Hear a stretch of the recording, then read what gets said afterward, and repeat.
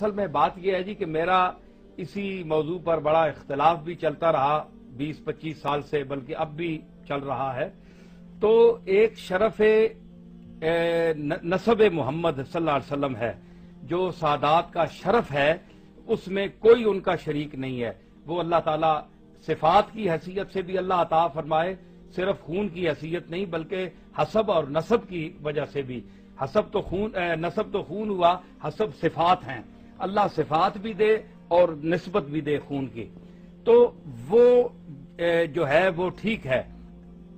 اس میں ان کا کوئی شریک نہیں ہے، کیونکہ رسول اللہ صلی اللہ علیہ وسلم کا خاندان ہے، آپ کی صاحبزادی کا خاندان ہے۔ لیکن قرآن مجید میں جو حرام رشتے ہیں ان کی تفصیل موجود ہے۔ قرآن و سنت میں ایسا کوئی واضح حکم نہیں ہے کہ جس میں سیدہ کا نکاح غیر سید کے ساتھ ممنوع ہو، ناجائز ہو، حرام ہو، جبکہ سیدہ خود چاہتی ہو کہ میرا فلاں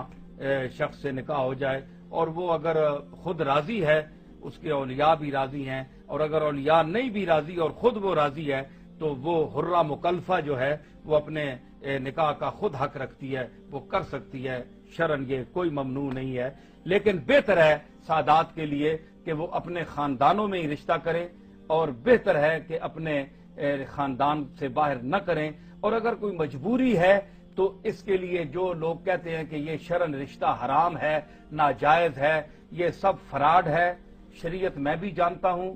اور میں ایک سید گھرانے کا فرد ہوں، لیکن میں نسب سے اوپر شریعت کو سمجھتا ہوں۔ نسب نیچے ہے، قرآن اور سنت کا مقام اوپر ہے۔ ہم سب برابر ہیں، مسلمان بھائی ہیں، اور اگر کوئی شخص اپنے طور سے کرنا چاہتا ہے تو وہ کر سکتا ہے، لیکن پھر بھی میں عرض کروں گا کہ اگر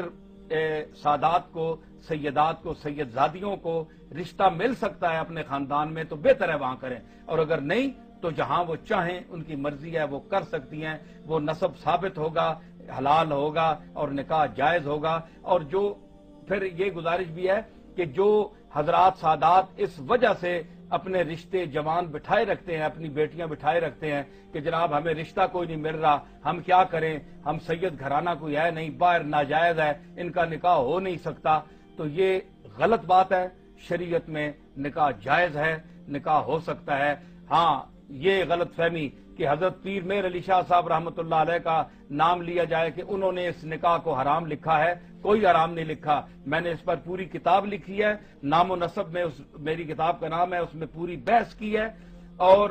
میں نے اس موضوع پر علماء سے کہا ہے کہ جس شخص کو اس میں شک ہے وہ مجھ سے گفتگو بھی کر سکتا ہے، میں حاضر ہوں، ٹی وی پر کر سکتا ہے، ویسے بیٹھ کے کر سکتا ہے،